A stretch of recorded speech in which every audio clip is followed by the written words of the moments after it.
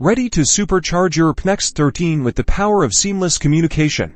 Let's jump straight into integrating Twilio for SMS notifications and more. First, log into your Erpnext account. Make sure you have administrator privileges, as we will be installing an app. Next, we need to install the Twilio integration app. The easiest way to do this is using the bench command in your terminal. Open your terminal and navigate to your bench directory and run the command bench getup Twilio_Erpnext. Once the app has downloaded, go ahead and run the command bench install app Twilio_Erpnext site your site name. Replace your site name with the actual name of your Erpnext site. After the app is installed, navigate to the system settings in Erpnext.